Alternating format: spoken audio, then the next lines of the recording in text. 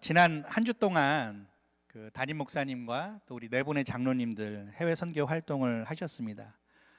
이미 그곳은 이제 주일이 지났기 때문에 공식적인 일정은 다 끝났어요. 그래서 이제 무사히 돌아오실 일만 남았는데요. 그 선교 대원들이 이제 돌아오시면 여러분들이 함께 기도도 하셨고 또 후원도 하셨기 때문에 선교 보고를 드릴 예정입니다. 여러분, 우리들의 선교는요, 여러분, 우리 교회가 세워질 때부터 시작됐는데 지금도 계속되고 있고 앞으로도 계속될 줄 믿습니다. 선교는 하나님의 명령이고 우리 그리스도께서 승천하시기 전에 제자들에게 가서 내 제자를 삼아라 말씀하셨기 때문에 주님 오시는 그날까지 계속되어야 하는 아주 중요한 일인 줄 믿습니다. 그래서 오늘은 선교에 대한 말씀을 좀 나누려고 합니다. 여러분들 인생을 살아오시면서 이렇게 가장 신경 쓰시는 부분 혹은 가장 신경이 쓰이는 부분이 어떤 것들이 있으세요? 뭐가 있으세요? 가장 내가 신경 쓰고 신경 쓰이는 거 뭐 있죠? 신경 쓰이는 일이 없으세요? 뭐 돈이 될 수도 있고, 그죠? 뭐 직장이 될 수도 있고, 일이 될 수도 있고. 저는 요즘에 제일 신경 쓰이는 일이 자녀들이에요. 자녀들. 그 애들을 어떻게 키워야 될지 아직도 잘 모르겠어요. 그래서 이미 애들을 다 키우시고 출가까지 시키신 분들 보면 진짜 너무 대단한 것 같습니다. 요즘 시대를 보니까 또 미디어를 보면은 사람들이 제일 관심 있어 하고 가장 많이 신경 쓰는 게 또 뭐가 있을까 생각을 해보니까 이 몸이 아닐까 싶어요. 몸. 그죠? 몸에 대한 사람들의 관심이 지대합니다. 그래서 뭐 건강에 대한 거, 뭐 운동에 대한 거, 그리고 외모에 대한 거, 우리 여자분들은 또 화장하는 거에 대해서, 그리고 이제 먹는 거, 식이요법 같은 거, 그리고 이제 다이어트. 제가 요즘에 많이 생각하는 것 중에 다이어트가 있어요. 뭐 몇몇 분들이 저한테 그런 비슷한 얘기를 하시는데 저도 굉장히 스트레스 받으면서 신경을 쓰고 있는 중이긴 합니다. 이 몸에 대해서 우리가 신경 써야 돼요. 왜냐하면 여러분 그런 말 들어보셨죠? 몸이 재산이다. 그죠? 그리고 우리가 가진 게 사실은 몸뚱이밖에 없어요. 우리가 그냥 몸만 가지고 태어났습니다. 그리고 죽을 때 우리 몸만 갖고 죽을 거예요. 그 몸이 참 중요해요. 그런데 제가 문제라고 생각하는 게 하나 있습니다. 뭐냐면 사람들이 몸에는 관심도 많고 신경도 많이 쓰는데 정작 마음에는 별로 관심이 없는 것 같아요. 마음. 여러분, 우리 주님 말씀에 이런 말씀이 있습니다. 잠언 4장 23절, 굉장히 중요한 아주 유명한 구절입니다.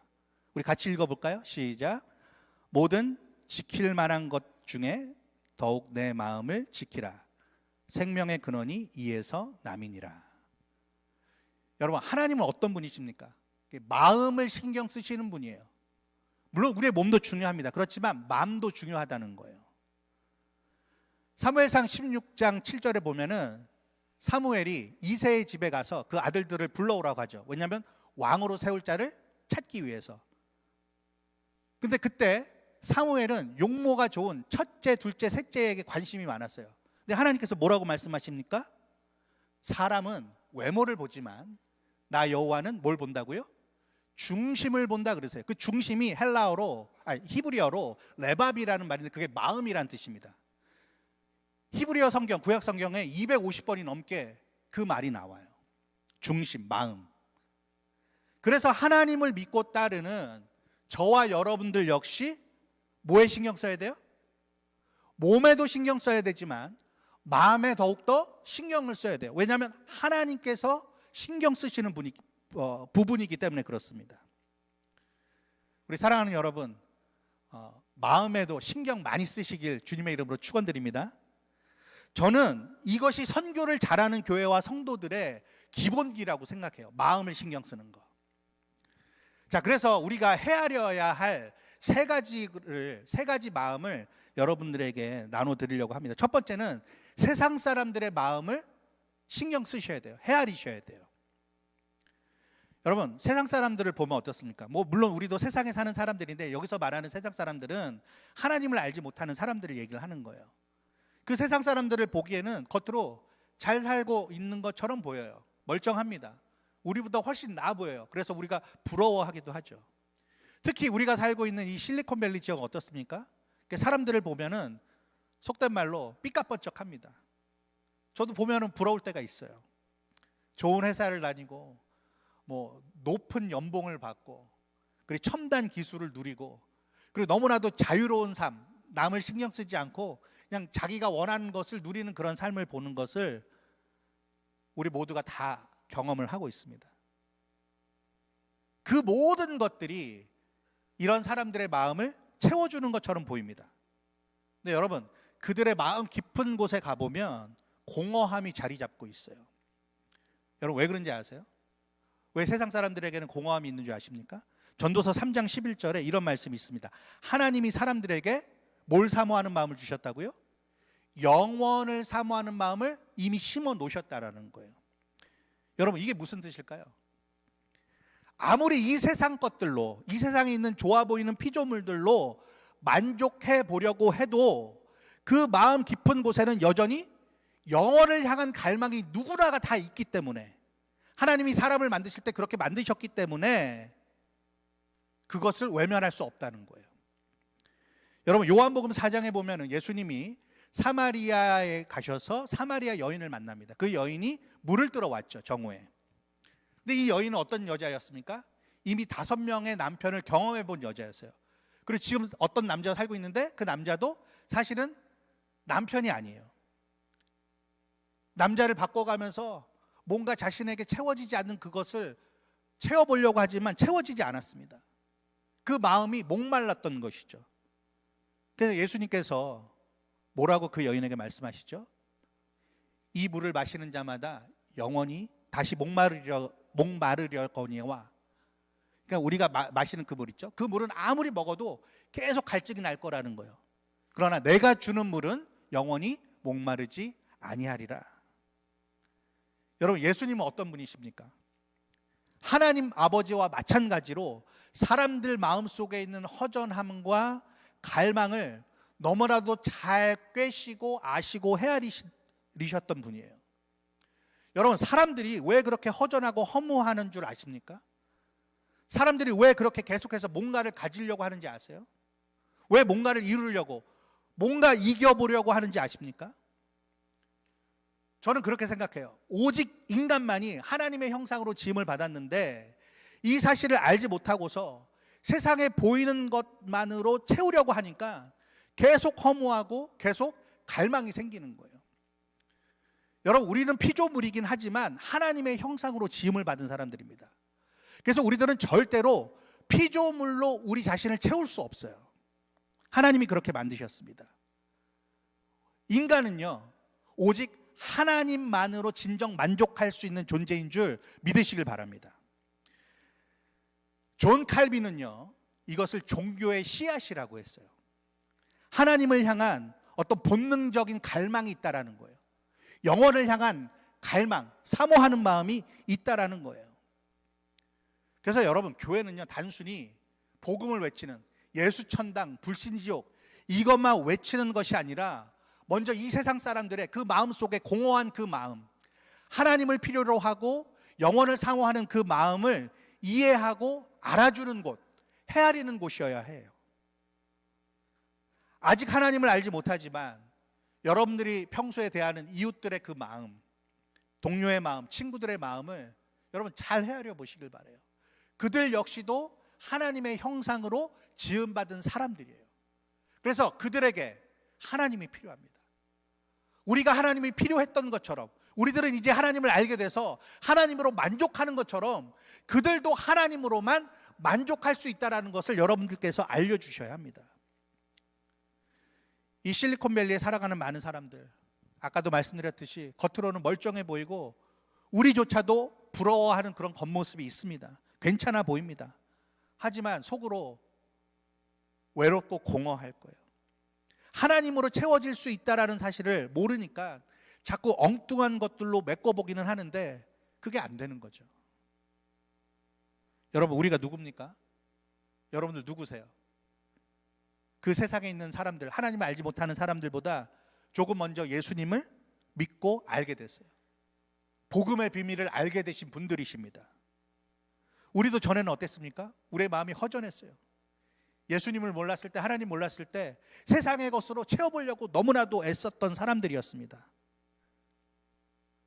그래서 그랬던 우리가 이제는 달라졌기 때문에 아직도 그 하나님을 모르는 사람들에게 하나님을 알려줄 수 있는 것이죠. 그들의 마음을 헤아릴 수 있는 것이죠. 그렇게 하면서 우리가 복음을 전하고 그리스도의 사랑으로 섬길 때 여러분 놀라운 일이 일어나는 겁니다. 그들의 아픔과 한계를 이해하고 그 속에서 우리가 복음을 전할 때 그들의 마음이 열리고 그 빈틈으로 하나님의 사랑이 스며들게 될 줄 믿습니다. 두 번째로 우리가 헤아려야 할 것은 우리 자신의 마음이에요. 로마서 1장 14절에 보니까 사도 바울이 이렇게 써요. 헬라인이나 야만인이나 지혜 있는 자나 어리석은 자에게 다 내가 빚진 자라라는 얘기를 합니다. 이 빚진 자라는 표현이 로마서에 2번 더 나옵니다. 바울은요, 다른 사람들보다 먼저 예수님을 만나고 복음의 혜택을 누리고 있는 것에 너무 감사했습니다. 그래서 편지를 볼 때마다 그 복음에 대해서, 예수님을 알고 있는 거에 대해서, 그리고 그 복음을 전할 수 있는 거에 대해서, 예수님을 세상에 소개할 수 있는 거에 대해서 얼마나 감사하고 자랑스러워했는지 몰라요. 동시에 아직도 그렇지 못한 사람들도 속히 자기가 누리는 그 은혜를 누렸으면 좋겠다라고 생각을 했어요. 그래서 바울은 그 세상에 있는 사람들, 아직도 예수님을 모르는 사람들을 생각하면서 빚진 자의 의식이 있었습니다. 근데 그 의식이 어디서 나올까요? 다름 아닌 복음의 빚진 자라는 의식에서 나오는 거예요. 여러분, 저와 여러분 모두가 복음의 빚을 진 자인 줄 믿습니다. 네. 어떻게 빚졌죠? 어떻게 복음의 빚을 졌죠? 여러분, 하나님께서 그렇게 하시지 않아도 되는데 어떻게 하셨습니까? 이 세상에 자기 아들을 보내셨어요. 하나님의 아들이신 분이 피조물의 모습, 우리의 모습, 인간의 모습으로 오셨다라는 거예요. 그 정도로 끝난 게 아니죠. 저와 여러분들을 대신해서 십자가에 달려 돌아가셨습니다. 죽으셨어요. 무참히 밟아 죽으셨습니다. 밟히시고 수치를 당하시고 모욕을 당하셨습니다. 여러분, 그 대가로 우리가 얻은 게 뭡니까? 영원한 생명과 구원이었습니다. 하나님의 나라를 얻게 됐어요. 우리가 감히 하나님의 아들로 딸로 불리게 되는 놀라운 혜택을 입었습니다. 이것을 우리는 대속이라고 부릅니다. 대신하여 값을 치러주셨다라는 것이죠. 그렇기 때문에 우리들은 뭐에 빚진 자예요? 복음에 빚진 자입니다. 여러분, 우리들은요 하나님께 빚진 자예요. 여러분, 그 빚 갚을 수 있나요? 못 갚습니다. 하지만 그 빚졌던 것을 기억하고 그 빚 탕감받은 것을 기억하고 살아가야 하죠. 빚을 갚아 나가는 마음으로 살아가는 것이 여러분 우리의 신앙이어야 합니다. 여러분 뭐 잘 아시겠지만 1만 달란트를 탕감받은 자가 100데나리온을 용서해 주지 못했어요. 그거 갚으라고 막 보챘습니다. 우리가 그렇게 살면 안 된다는 것이죠. 여러분, 우리가 빚 탕감받은 것, 하나님께로부터 우리의 죄를 모두 다 용서받은 것을 우리는 기억해야 합니다. 그리고 그것을, 그 빚을, 우리가 죄를 용서받은 것을 기억하면서 빚을 갚아가 나가라는 심정으로 살아가는 것이 우리의 신앙이어야 할 뿐더러 선교하는 마음이어야 합니다. 우리가 빚을 갚아 나가는 심정으로 사는 것이 선교의 출발점이에요. 그래서 여러분, 선교는요 부담이 아니라 감사입니다. 감사. 주님, 나에게 주신 이 은혜를 내가 어찌 갚을 수 있겠습니까? 내가 어찌 잊을 수 있겠습니까? 이 은혜를 내가 다른 사람에게도 전하겠습니다. 우리 하나님이 여러분들에게 빚 갚으라고 독촉하시던가요? 너희들의 목숨을 내놔라 그렇게 하시던가요? 아니에요. 너희들이 생명 다하는 날 동안 그 복음, 너희들이 받은 그 사랑, 그 용서를 전하라, 그것만 요구하셨어요. 그래서 선교 활동은 우리가 선교 헌금을 드리고 또 선교를 위해서 기도할 때는 반드시 뭘 기억해야 합니까? 내가 하나님으로부터 진 그 복음의 빚, 그 빚을 어떻게 탕감해 주셨는지를 기억하는 저와 여러분 될 수 있기를 주님의 이름으로 축복드립니다. 마지막으로 우리가 기억해야 될 게 있습니다. 바로 하나님 아버지의 마음이에요. 근데 이 하나님 아버지의 마음도 세 가지로 나눠서 설명할 수 있습니다. 첫 번째는 하나님이 이 세상을 창조하셨을 때의 마음을 한번 생각해 보세요. 창세기 1장 31절에 뭐라고 기록되어 있죠? 하나님이 지으신 모든 것을 보시기에 어떻다고요? 심히 좋았더라. 이 세상의 모든 피조물을 다 만드시고 마지막 날에 인간을 지으셨어요. 다 보니까 하나님 마음이 너무 뿌듯하신 거예요. 하나님 스스로 얼마나 벅차셨을까? 심히 좋았다라는 말에 다 들어 있습니다. 그런 하나님께서는 자신의 형상대로 지으신 인간에게 자신의 일을 위임, 맡기셨습니다. 그래서 땅을 경작하고 그리고 열매를 따먹고 사람들과 더불어서 기뻐하고 그렇게 세상을 다스리는 것을 우리에게 맡기셨어요. 그렇게 하나님이 우리 인간들이 이 세상 가운데서 즐겁게 살도록 또 하나님의 영광을 누리면서 살도록 그렇게 하셨습니다. 하나님은요, 여러분들을 지으셨을 때 단순히 피조물로 지으신 게 아닙니다. 하나님과 더불어서 이 세상을 다스리고 누리는 존재로 지으셨어요. 그것을 우리가 헤아릴 수 있어야 합니다. 그 하나님의 마음. 우리를 지으셨을 때 얼마나 좋아하셨을까. 근데 여러분, 이 기대와 소망이 무너져 버리죠. 왜죠? 인간이 죄와 타락으로 하나님을 실망시켜 드렸기 때문에 그렇습니다. 그래서 두 번째로 헤아려야 할 하나님의 마음은 다른 것이 아니라 우리가 죄를 짓고 하나님을 떠났을 때 그 하나님의 마음을 헤아릴 수 있어야 합니다. 한번 여러분 헤아려 보세요. 아담이라는 말이 인간이죠. 인간이 하나님의 말씀에 순종하지 않고 자기 마음대로 했을 때 여러분 하나님의 마음은 어떻겠습니까? 분명히 지으시고 보시기에 심히 좋았더라고 말씀하셨는데 하나님의 뜻을 떠나서 하나님을 버리고 하나님께 순종하지 않았을 때 그 마음은 어떠셨을까요? 그 마음이 표현된 구절이 있습니다. 창세기 6장 6절에 보니까 이렇게 돼 있어요. 땅 위에 사람 지으셨음을 한탄하사 마음에 근심하시고. 여러분, 이거는 단순한 분노가 아닙니다. 사랑하는 자녀가 잘못된 길로 갔을 때에 여러분 부모의 마음이 어떻습니까? 찢어지죠. 그거와 같은 겁니다. 깊은 사랑의 상처를 우리는 느낄 수 있어야 됩니다. 여러분, 하나님도요 상처받으십니다. 우리가 다른 길을 갈 때, 잘못된 길을 갈 때 여러분 하나님은 상처받으세요. 저와 여러분들이 죄 가운데 있을 때 여러분 반드시 헤아리셔야 돼요.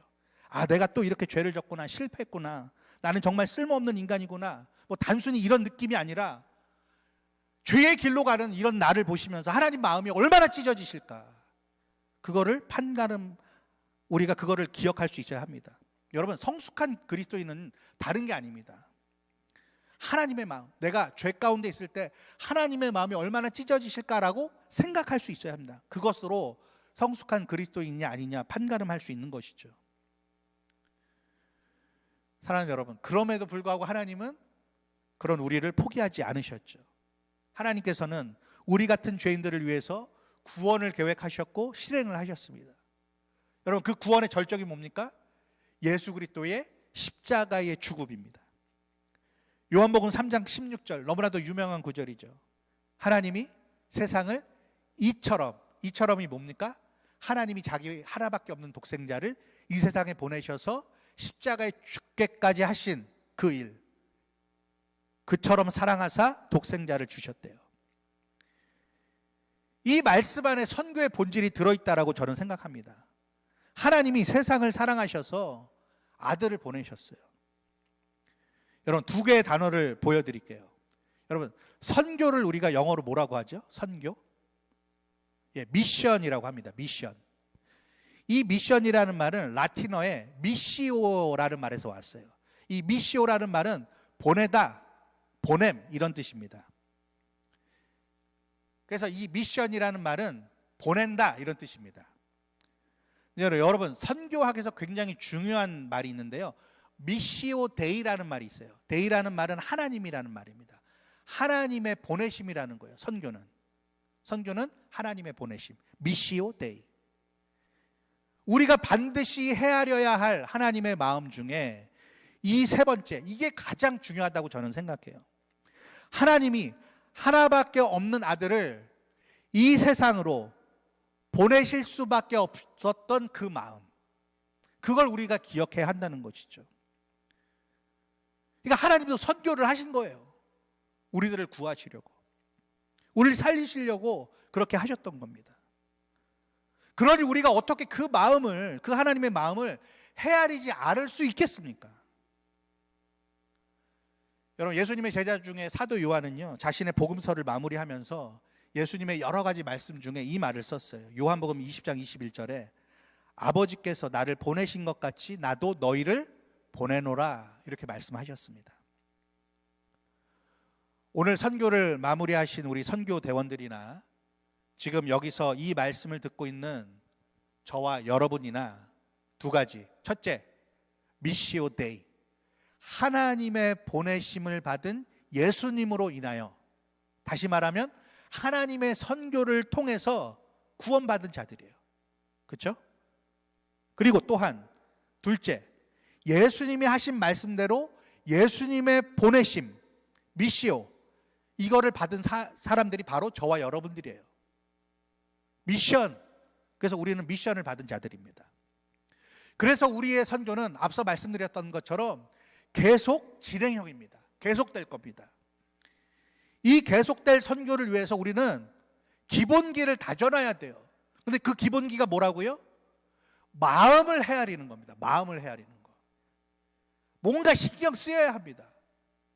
세 가지가 신경 쓰여야 된다고 말씀드렸죠. 하나는 그 세상 사람들의 갈망, 공허한 마음, 영혼을 사모하는 그 마음을 우리가 헤아릴 수 있어야 합니다. 돈으로, 이 세상에 있는 것들로 자기 자신을 막 채우고 치장하고 만족하려는 그들의 모습을 보면서 우리들은 신경 쓰여야 합니다. 그들의 마음을 헤아려야 돼요. 아, 저들의 마음에도 하나님이 필요한데 우리가 그걸 볼 수 있어야 합니다. 그리고 또한 복음에 비친 자로서 먼저 믿게 되는 혜택을 누리는 자로서의 우리의 마음, 그것을 우리는 헤아릴 수 있어야 합니다. 아, 그래, 내가 복음의 빚을 졌지, 하나님께로부터 엄청난 빚을 졌지, 근데 내가 다 탕감받았지, 예수 그리스도의 그 십자가로 내가 다 용서받았지, 그 마음을 우리가 신경 써야 합니다. 마지막으로 이 세상을 지으셨던 그 하나님의 마음, 그리고 인간이 타락했을 때, 죄의 길에 들어섰을 때 상처받으셨던 그 하나님의 마음, 그러나 그 모든 것을 회복하시려고 아들을 보내셔서 이 세상을 구원하시기 위해 독생자를 보내신 그 하나님의 마음, 그것을 우리는 헤아릴 수 있어야 합니다. 이 마음들을 우리가 잘 헤아리면서 살아갈 때 교회가 교회 되는 거예요. 성도가 성도 되는 겁니다. 그리스도인이 그리스도인 되는 것입니다. 또한 우리 그리스도인들에게, 성도들에게, 교회에게 주신 그 선교의 사명, 그 선교의 불꽃은 결코 꺼지지 않으리라 확신합니다. 여러분, 하나님 아버지도요, 우리가 그렇게 그러한 마음들을 잘 헤아리면서 사는 것을 너무너무 기뻐하실 거예요. 왠지 아세요? 하나님께서는 지금도 그 모든 마음들을 헤아리시는 분이시거든요. 우리가 사는 이 실리콘밸리라는 곳은 정말로 빠르고 경쟁적인 곳입니다. 사람들은 늘 바빠요. 눈앞에 있는 일을 집중하느라고 자기의 마음도 또 다른 사람들의 마음도 돌볼 겨를이 없습니다. 하지만 그런 곳에 사는 그런 곳일수록 하나님의 마음을 품는 한 사람의 형도가 필요합니다. 하나님께서 여러분들을 가정으로, 직장으로, 또 여러분들의 공동체로 보내셨습니다. 여러분, 어떻게 하시겠습니까? 그곳에서 하나님 아버지의 마음을 헤아리는 그 모습으로 아버지의 그 마음을 품고 사는 것이 선교의 시작이라고 여러분 확신하시고 그렇게 헤아리며 사시길 바랍니다. 여러분, 하나님은요, 요나가 그런 마음을 품기를 원하셨어요. 선지자 요나가 니느웨에 가서 하나님의 말씀을 전했습니다. 그 말씀 들은 사람들이 회개를 하는 거예요. 요나가 기대하지 못했던 결과였던 것 같습니다.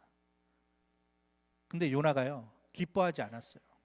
오히려 불만을 가졌죠. 그때 하나님께서 박넝쿨 하나를 준비를 하십니다. 그래서 하룻밤 사이에 자라나서 요나의 그 머리 위를 가려주었습니다. 뜨거운 햇빛으로부터 요나를 보호해 주신 거죠. 요나가 그 박넝쿨 때문에 너무 좋아하는 거예요. 너무 편했습니다. 근데 다음 날 하나님 짓궂게도 벌레를 나오게 하셔서 그 박넝쿨을 다 시들게 하십니다. 갉아먹게 만드십니다. 게다가 사막의 바람, 동풍을 불게 하세요. 요나가 그 상황을 도무지 견딜 수 없었던 거예요. 이게 너무 화가 나서 내뱉은 말이 뭔지 아십니까? 내 차라리 죽는 게 낫겠습니다. 날 죽여주옵소서. 그렇게 얘기를 합니다. 그때 하나님께서 말씀하시죠. 우리 같이 한번 읽어보겠습니다. 오늘 본문 요나서 4장 10절에서 11절 시작. 여호와께서 이르시되 네가 수고도 아니하였고 재배도 아니하였고 하룻밤에 났다가 하룻밤에 말라버린 이 박넝쿨을 아꼈거든. 하물며 이 큰 성읍 니느웨에는 좌우를 분변하지 못하는 자가 12만 여명이요 가축도 많이 있나니 내가 어찌 아끼지 아니하겠느냐 하시니라. 요나야, 네가 박넝쿨 때문에 나에게 화를 내는 게 그게 맞는 일이니? 네가 수고도 하지 않았어. 네가 키우지도 않았어. 그런데 네가 이것을 아끼네? 그런데 그렇게 아낀다면 하물며 좌우를 구별하지 못하고 앞뒤를 분간 못하는, 그냥 이대로 두면 지옥 갈 이 수많은 사람들을 내가 아끼는 것이 당연한 것 아니니? 이렇게 말씀을 하시는 것이죠. 사랑하는 여러분, 하나님은요 잃어버린 영혼들이 멸망하기를 바라지 않으세요. 그렇기 때문에 우리들을 구원하신 거죠. 하나님은 지금도 사람을 구원하는 일에 마음을 두고 계십니다. 하나님이 내가 어찌 아끼지 아니하겠느냐 이렇게 물어보시는 것으로 요나서가 끝나버려요. 요나의 반응이나 대답이 나오면 참 속 시원하겠는데 그러지가 않습니다. 왜일까요? 여러분, 이 하나님의 말씀이 저와 여러분들에게 주어졌기 때문에요. 오늘 하나님께서는 여러분들에게 묻고 계십니다. 얘들아, 내 마음을 아니? 너희들이 내 마음을 잘 헤아리고 있니? 물어보시는 거죠. 사랑하는 성도 여러분, 성교는 바로 여기서부터 시작되는 거예요. 요나는요 그 뒤에 어떻게 변했는지 알 길이 없습니다. 천국 가면은 그때서나 우리가 알 수 있겠죠. 그런데 여기까지를 보면은 요나는요 세상 사람들의 마음도, 그리고 자기의 마음도, 심지어는 하나님의 마음도 전혀 헤아리지 못했습니다. 여러분, 우리가 하나님을 믿는다고 하면서 하나님께 나와 예배하고 찬양하고 기도하는데 그 하나님의 마음을 헤아리지 못한다면 우리가 어떻게 하나님을 믿는 사람들이겠습니까? 어떻게 선교하는 사람들이겠습니까? 사랑하는 여러분, 여러분들이 정말 하나님의 은혜를 알고 하나님의 사랑을 받았고 내가 예수 그리스도의 그 십자가를 노래하고 그 은혜를 아신다면, 내가 소위 자칭 타칭 그리스도인이라면 여러분 신경 쓰셔야 합니다. 그리고 신경이 쓰여야 돼요. 세상 사람들을 보며, 그리고 하나님을 생각하면 그것이 신경 쓰여야 합니다. 부디 저와 여러분들이 하나님 아버지의 마음을 신경 쓰며 헤아리며 사는 그런 인생이 되시길 진심으로 축원드립니다. 우리 교회가 지난 7년 동안 아주 많지는 않지만 처음부터 선교하길 원했어요. 그래서 그때 참 어려움 가운데 있는 선교사님과 다시 연락이 돼서 선교를 했고, 지금까지 조금씩 늘어서 우리가 선교지를, 또 선교사님들을 후원하고 있죠. 여러분, 선교할 때 그냥 자동으로 내는 것처럼 선교 헌금을 내고 그냥 가기 어려운데 그냥 가자고 하니까는 어렵사리 가고, 여러분 물론 그러지 않으셨을 거라고 생각해요. 우리가 그렇게 후원하고 섬기고 하는 다 중요하지만 그 모든 것의 출발점은 뭐가 돼야 되냐면, 내가 의무라서가 아니라 하나님 아버지의 마음을 헤아리고 있기 때문에 그 일이 되는 것이죠. 그 하나님 마음을 헤아리지 않고 하는 것은요 그냥 소리나는 꽹과리에 불과할 거예요. 저와 여러분들이 하나님의 마음을 헤아리고 또 이 세상에 있는 공허한 사람들의 그 마음을 헤아리고 또 내게 주신 그 은혜, 놀라운 그 복음의 빚진 자로서의 그 마음을 헤아리면서 그렇게 우리가 살아낼 수 있기를 주님의 이름으로 축원드립니다. 우리 그것을 생각하면서 함께 찬양을 드렸으면 좋겠습니다. 이 설교와 너무나도 잘 맞는 찬양이에요. 아버지 당신의 마음이 있는 곳에 나의 마음이 있기를 원합니다. 아버지 당신의 눈물이 고인 곳에 나의 눈물이 고이길 원합니다. 아버지 당신이 바라보는 영혼에게 내 두 눈이 향하길 원합니다. 아버지 당신이 울고 있는 이 어두운 땅에 나의 두 발이 향하길 원합니다. 우리 함께 고백하도록 하겠습니다.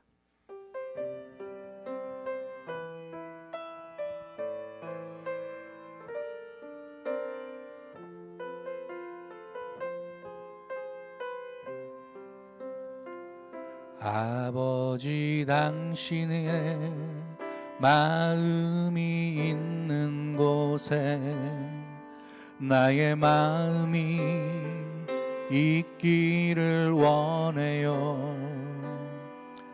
아버지 당신의 눈물이 고인 곳에 나의 눈물이 고이길 원해요.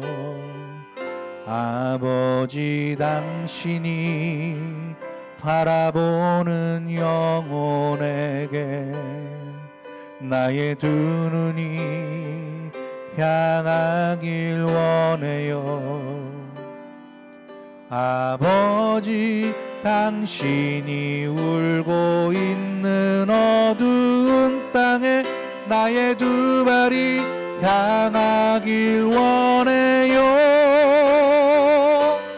나의 마음이 아버지의 마음 알아.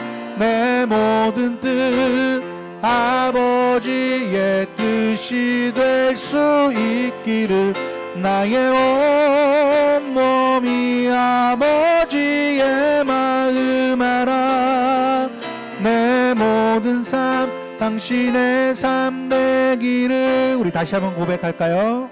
아버지 당신의 마음이 있는 곳에 나의 마음이 있기를 원해요.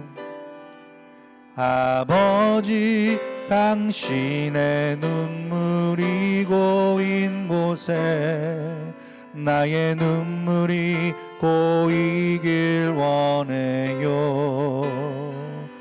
아버지 당신이 바라보는 영혼에게 나의 두 눈이 향하길 원해요. 아버지 당신이 울고 있는 어두운 땅에 나의 두 발이 향하길 원해요.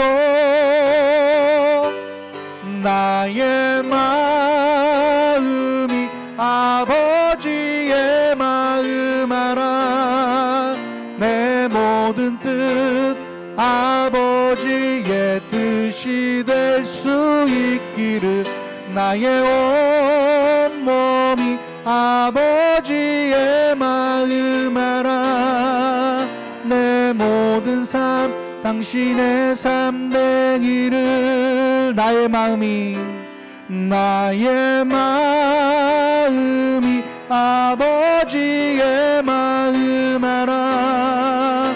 내 모든 뜻 아버지의 뜻이 될 수 있기를 나의 온몸이 아버지의 마음 알아. 내 모든 삶 당신의 삶 되기를. 우리 시간 두 눈을 감고 합심해서 기도하겠습니다. 내가 지금껏 예수 믿고 또 교회를 다니고 성도로서, 우리 더웨이 교회의 성도로서 어떤 분들은 1년, 2년, 또 많게는 7년 그렇게 지내오셨는데, 정말 내가 그렇게 지내온 동안 내가 반드시 신경 쓰고 신경 쓰였던 그 내가 헤아렸어야 할 마음들을 얼마나 헤아렸는가. 선교의 기본기는요, 여러분, 마음을 헤아릴 수 있는 겁니다. 그 세상 사람들의 마음, 또 복음의 빚진 자로서의 나의 마음, 또 하나님 아버지의 그 예수님을 보내실 수밖에 없었던 그 마음, 그것을 헤아릴 때 우리의 선교가 제대로 시작이 되는 거죠. 그리고 제대로 진행이 되는 거죠. 앞으로도 우리는 주님 오시는 그날까지 선교를 해야 됩니다. 선교를 할 때 우리가 돈을 내고 또 옷을 가져오고 그들의 물품 필요한 것들을 가져오고 또 내가 선교지를 가기도 하고 다 중요합니다. 그러나 거기에 그 마음을 헤아리는 마음이 없다면 하나님께서 좀 슬퍼하실 것 같아요. 정말 중요한 거는요, 하나님 아버지의 마음을 헤아리는 것입니다. 여러분, 하나님 앞에 이 시간 기도하겠습니다. 하나님, 내가 그 마음을 헤아릴 수 있도록 도와주옵소서. 또 나의 마음, 복음의 빚진 자로서의 마음을 헤아릴 수 있도록 하나님 도와주옵소서. 또 세상에 아직도 주님을 모르는 세상의 것으로만 자신을 채우려고 하는 그 영혼을 사모하는 마음이 있다라는 것조차도 눈치채지 못하는 그들의 마음, 주님, 내가 그 마음을 헤아리면서 내 이웃들을 접촉하고 만날 수 있게 해달라고 우리 다 같이 한 목소리로 기도하도록 하겠습니다. 사랑과 은혜가 많으신 아버지 하나님, 이 시간 주님 앞에 기도합니다. 주여, 우리가 지난 날 동안 우리가 반드시 신경 쓰이고 신경 썼어야 할 하나님 그 마음들을 내가 얼마나 헤아렸는지 하나님 이 시간에 주님 앞에 참으로 후회하며 회개합니다. 주님, 세상에 아직도 주님 알지 못하는 자들, 그들이 세상의 것으로만 자신을 채우려고 하는데 저들에게는 하나님이 필요한 줄 압니다. 그 마음을 우리가 헤아릴 수 있도록 도와주시고 또 그 복음의 빚진 자로서의 나의 마음을 잊지 않도록 헤아릴 수 있도록 도와주시고 또 이 세상, 이 타락한 세상 가운데서 아들 예수 그리스도를 보내실 수밖에 없었던 그 아버지의 마음을 헤아리는 저희들이 될 수 있도록, 그렇게 우리의 선교가 앞으로도 계속 잘 진행될 수 있도록 주님 인도하여 주옵소서. 그 마음을 헤아리는 우리 모두가 되길 원합니다. 우리 온 성도들이 한 사람도 빠짐없이 아버지의 마음을 헤아리는 그러한 선교를 할 수 있는 교회가 되길 원합니다. 주님 도와주시옵소서. 우리에게 그러한 마음을 허락하여 주옵소서. 그러한 마음으로 이 세상을 바라보며 나를 바라보며 무엇보다 하나님 아버지를 바라볼 수 있는 저희들이 되도록 인도하여 주옵소서. 우리 더웨이 교회가 주님 오시는 그날까지 하나님이 선교의 사명을 잘 감당하길 원합니다. 선교를 감당할 때 아버지의 마음을 헤아리며 감당하는 교회가 되게 하여 주시옵소서.